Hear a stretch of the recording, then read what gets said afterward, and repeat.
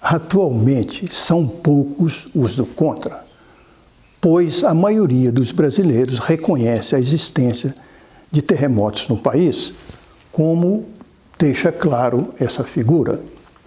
A ideia predominante é que nossos sismos, no geral, são infrequentes, são pequenos e, quando acontecem, só nos assustam. Quebrar esse pensamento e ir para o outro extremo e falar em terremoto perigoso e de grande magnitude no Brasil já é coisa bem diferente. E então, será que já tivemos um sismo forte por aqui? Um terremoto que poderíamos chamar de grandão? Se verdade, que terremoto foi esse? Eis uma indicação dele. Trata-se de um sismo ocorrido em 1690, portanto, há 330 anos. E nessa camiseta existe outra informação igualmente importante, M aproximadamente 7. Sim, vocês ouviram certo. A magnitude estimada do terremoto foi 7. Acredito que há uma história interessante para ser contada. E tem mais. No final do vídeo, creio que se surpreenderão com outra informação relevante.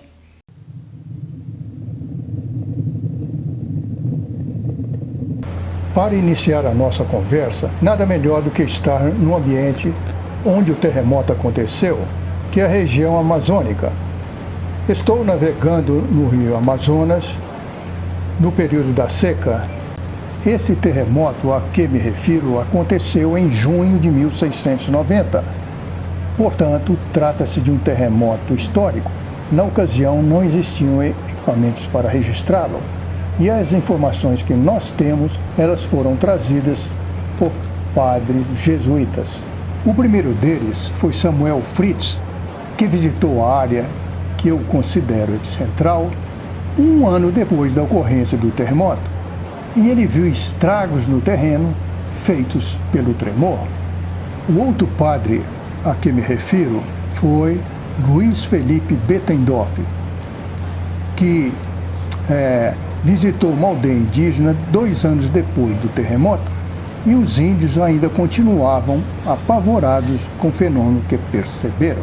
Pois bem, baseado nessas informações históricas, o que eu faço é trazê-las à luz da sismologia moderna, e com isso eu pude estimar a magnitude do terremoto, a sua área de percepção e também a intensidade máxima.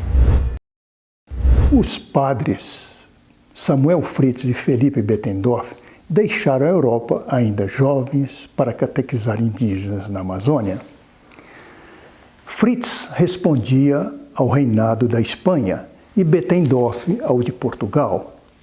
Ambos tiveram vida longa, pois chegaram aos 70 e casualmente se conheceram. Fritz possuía conhecimentos cartográficos e de astronomia e tinha habilidade manual. Ele construiu casas, igrejas e fundou povoados. Alguns se tornaram cidades, como Coari, Tefé e Fonte Boa, todas no estado do Amazonas. De tudo que realizou, ressalto 2 legados do padre Fritz. Elaborou um mapa geográfico da região amazônica. 2. Escreveu um diário relatando o que fazia e o que observava. Falemos do mapa de Fritz. Estou no topo do morro Piraoca, próximo de Alter do São, a 110 metros acima do rio Tapajós, que segue o seu curso para desaguar no Amazonas. Olhando essa paisagem, é que a gente tem ideia de quão complexo, quão difícil foi para Samuel Fritz elaborar o seu mapa de 3 séculos atrás. E mais admirados ficamos se do alto olharmos alguns trechos dos rios Solimões e Amazonas.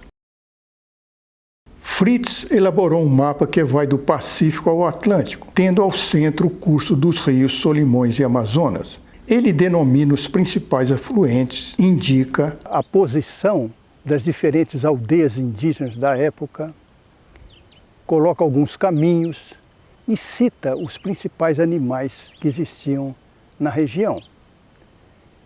E a gente dá mais valor ainda ao seu trabalho porque ele contava com um mínimo de instrumento. Se diz que ele tinha um sextante de madeira e uma bússola para elaborar sua grande obra.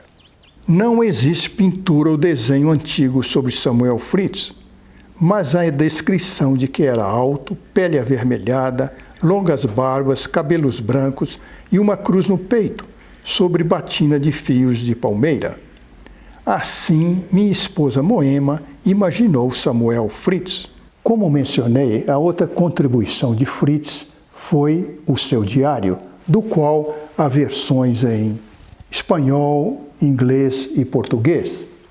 Mas a preciosidade que tenho é sua publicação nessa revista do Instituto Histórico e Geográfico do Brasil, de 1918, portanto, pouco mais de um século.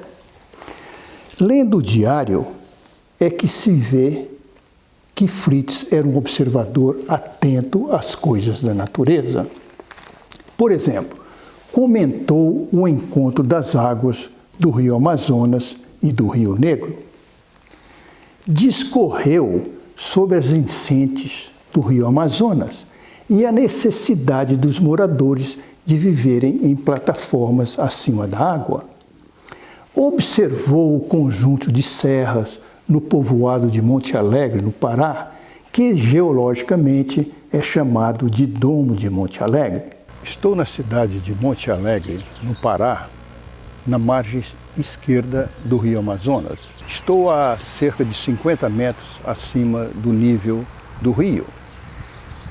E a cidade de Monte Alegre tem a particularidade de apresentar serras e elevações em sua região.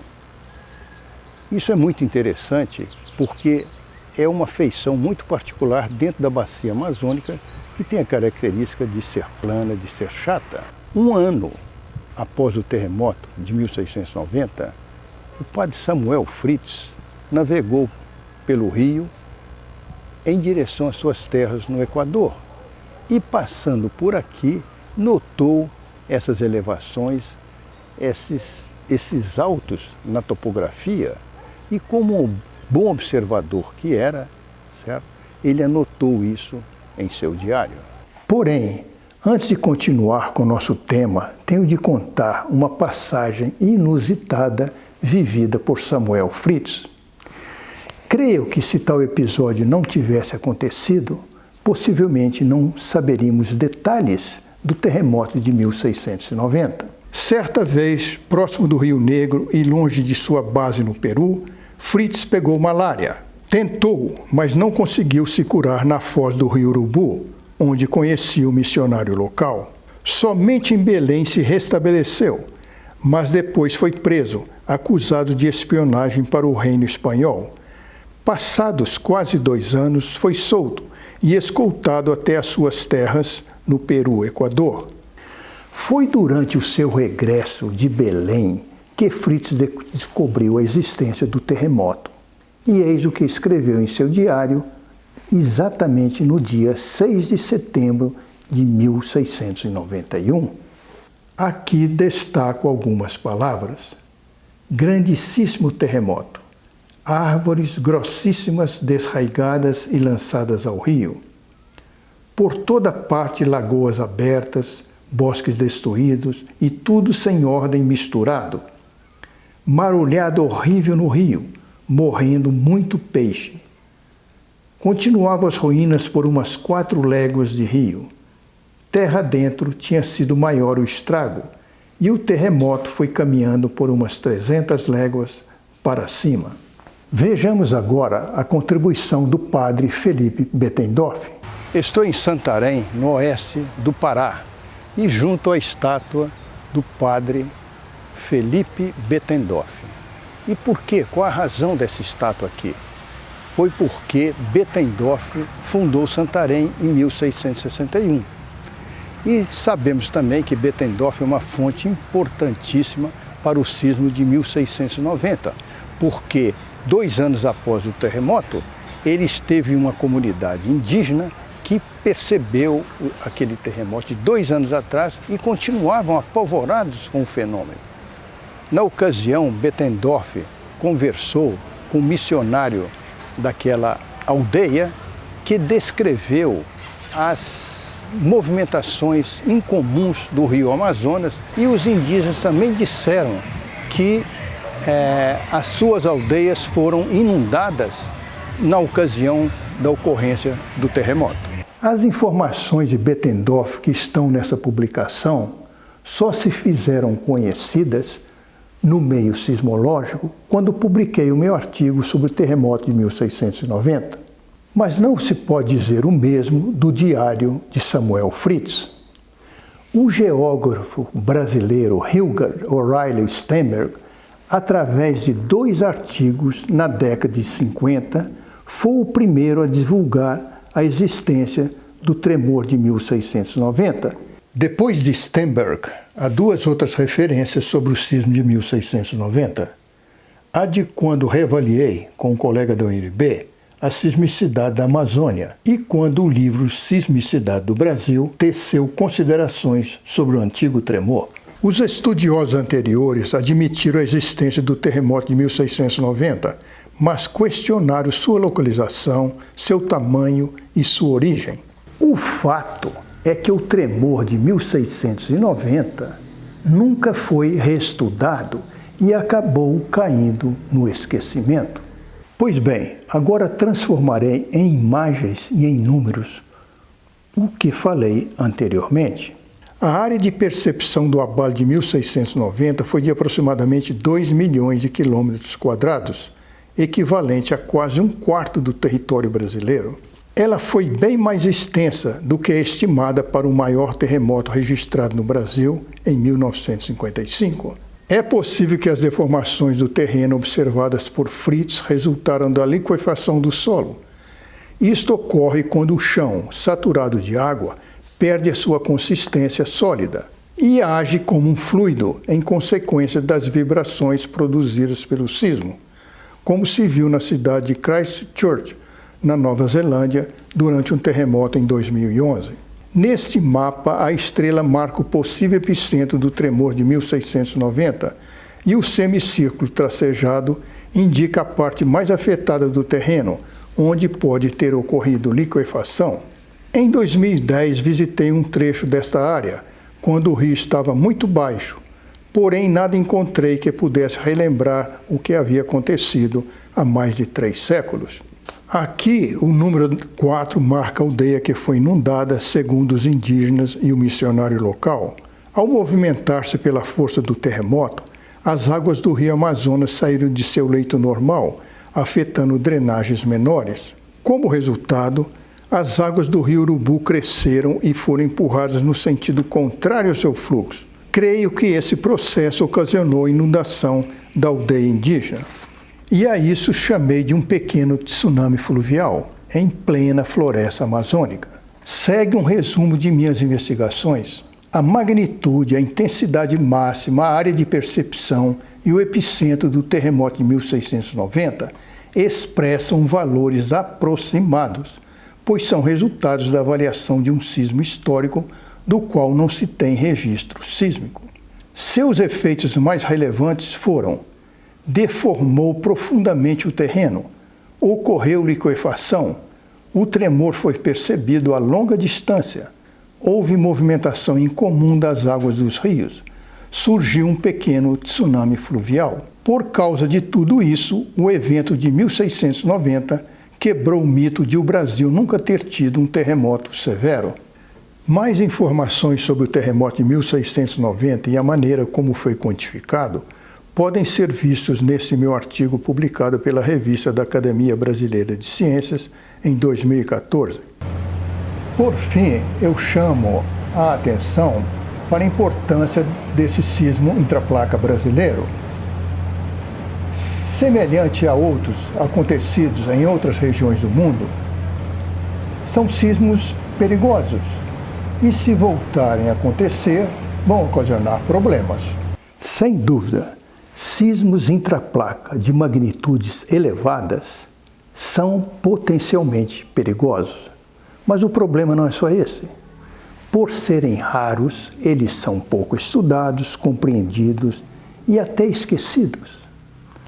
Porém, quando chegam, a surpresa é enorme, podendo ser sinônimos de desastres de proporções impensadas, tanto pela extensão de perdas humanas, quanto de bens materiais. Para o sismólogo, defrontar um grande sismo intraplaca é um enorme desafio científico e social, porque esse tremor pode sinalizar risco futuro para uma região densamente povoada e mal preparada para quando o chão mexer violentamente e durante tempo significativo. Agora, voltando no tempo, veremos que o conhecimento do terremoto de 1690 só foi possível por uma série de eventos fortuitos. Uma doença, uma prisão, um retorno e uma observação de campo, tudo devidamente retratado no Diário de Samuel Fritz. Creio que os sismólogos brasileiros devem um tributo de gratidão ao talentoso e carismático Padre Samuel Fritz. Como prometido, antes de finalizar, tenho algo bem importante a dizer. Para os que se admiraram com a existência de um terremoto brasileiro de magnitude tão expressiva como o de 1690, informo que ele não representa um evento solitário no contexto de nossa sismicidade. Em simples palavras, aquele grande e raro tremor de 1690 tem um companheiro bem mais jovem, porém praticamente de tamanho igual. Mês passado foi publicado artigo dos professores Marcelo Assunção, da USP, e Alberto Veloso, da UNB, sobre um terremoto histórico de magnitude 6,9 na fronteira Brasil-Guiana Francesa. Foi o maior terremoto intraplaca da América do Sul no século XIX, o que comprova a possibilidade de acontecer sismos fortes e potencialmente perigosos entre nós. A estrela branca destaca o terremoto de 1885 e o círculo azul assinala o tremor de 1690. Aqui, os autores do artigo do terremoto de 1885, devidamente trajados e já cientes da aceitação do trabalho para publicação. Obrigado, um abraço e até o próximo vídeo.